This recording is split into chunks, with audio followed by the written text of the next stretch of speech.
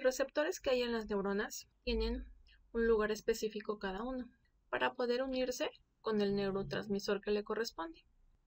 Después de que se activa, el neurotransmisor se separa de él y luego es destruido para evitar que continúe actuando demasiado tiempo. La placa motora es la sinapsis que ocurre entre una neurona y una fibra muscular, ya que produce contracción de la fibra muscular.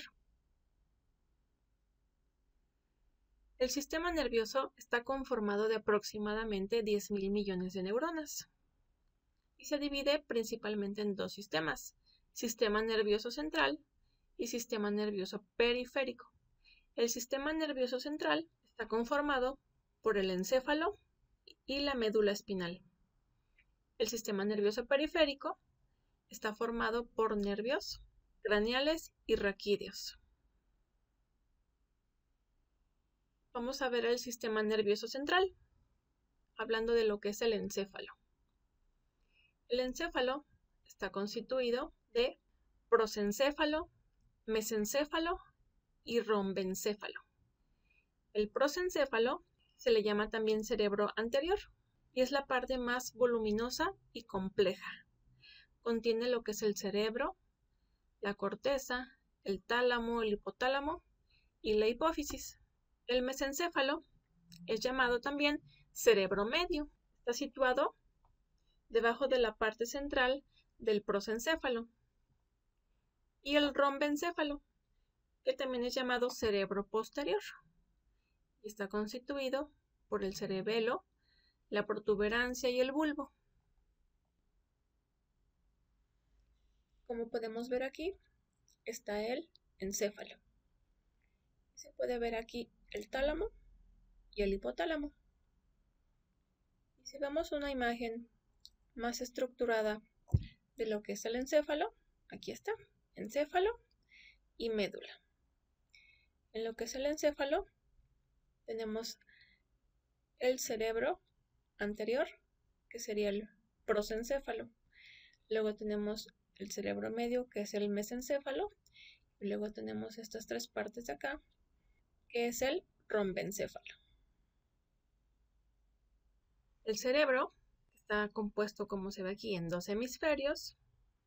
Tiene la función de coordinar y dirigir la conducta aprendida. Esto es la conciencia, la inteligencia, la memoria, la interpretación, el lenguaje. El cerebro ha desarrollado una capa externa que mide unos cuantos milímetros de profundidad, es delgada y se extiende por toda la superficie. Es llamada corteza cerebral, la cual se compone de neuronas que no tienen vaina de mielina. Por lo tanto, su color es gris y es llamada materia gris. La corteza cerebral se divide en tres partes. La motora. Esta controla los movimientos voluntarios. La sensorial recibe la información que viene de los sentidos. Y la parte de asociación. Esta abarca lo que es la memoria, el pensamiento, aprendizaje y conecta la parte sensitiva y motora. Luego tenemos el tálamo. El tálamo es el centro de enlace de los impulsos entre la médula y el encéfalo y va a regular y coordinar las manifestaciones externas de lo que son las emociones. El hipotálamo controla lo que es el apetito, la temperatura corporal, la presión arterial, el equilibrio del agua, el metabolismo de lo que son grasas y azúcares y el sueño. El mesencéfalo tiene la función de regular los reflejos visuales y auditivos, así como la contracción de las pupilas y los movimientos auriculares, y regula además la postura y el tono muscular. El cerebelo controla el movimiento muscular.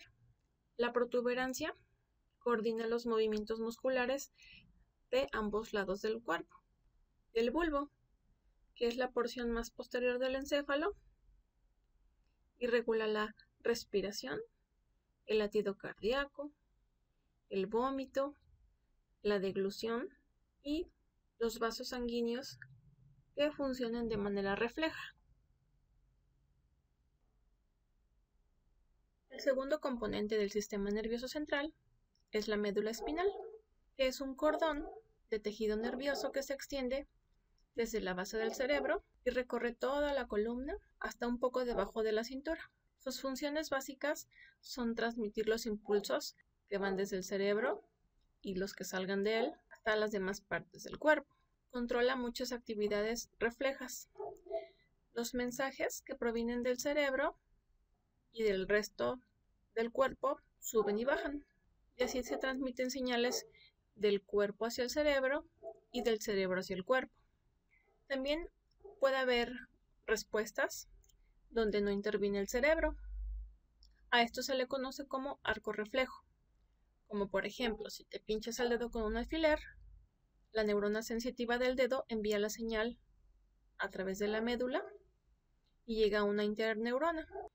Y esta regresa en forma de reflejo. Quitas rápidamente el dedo. Como se ve aquí, cuando te pegan en la rodilla, hay un reflejo donde la rodilla manda una señal y hace que la pierna suba. La señal puede llegar después al cerebro, con una sensación de dolor y el recuerdo de la experiencia. La médula espinal se va a formar de materia gris, que tiene el cuerpo de las neuronas, y de materia blanca, que consta de axones y dendritas. Estas van a generar haces de vías ascendentes, es decir, llevan impulsos desde el cuerpo hacia el encéfalo, y descendentes del encéfalo a los efectores.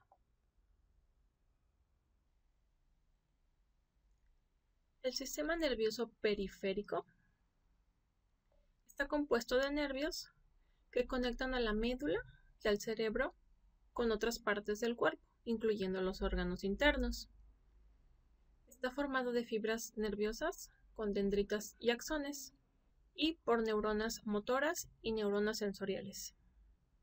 El sistema nervioso periférico abarca dos sistemas: el sistema nervioso somático y el sistema nervioso autónomo. El sistema nervioso somático consta de 12 nervios craneales y 31 nervios raquídeos. Transmiten impulsos que proceden de nuestros receptores de estímulos externos y van hacia el sistema nervioso central. El sistema nervioso autónomo lo que hace es que normaliza el ambiente interno del organismo y entonces regula la actividad del músculo liso, el miocardio, las glándulas y mantiene la homeostasis del cuerpo a través de los cambios de la frecuencia cardíaca, la actividad digestiva y las reacciones que ocurren en los demás órganos internos. El sistema nervioso autónomo se divide en sistema nervioso simpático y parasimpático. El simpático prepara al organismo para enfrentar situaciones de tensión y estrés. Por lo tanto, como viene aquí en la flechita, eleva la frecuencia cardíaca y dilata los vasos sanguíneos, aumenta el nivel de glucosa en sangre y actúa en combinación con las glándulas suprarrenales para secretar adrenalina. En cambio, el sistema nervioso parasimpático hace lo contrario. Actúa sobre los mismos órganos, pero de manera contraria.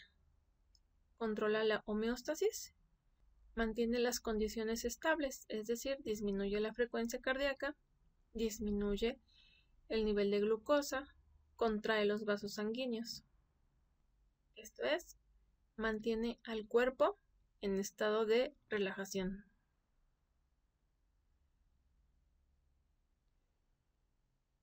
Entonces el sistema nervioso se va a dividir en dos: sistema nervioso central y sistema nervioso periférico. El sistema nervioso periférico se divide en sistema nervioso somático y sistema nervioso autónomo. El sistema nervioso autónomo se divide en sistema nervioso simpático y sistema nervioso parasimpático.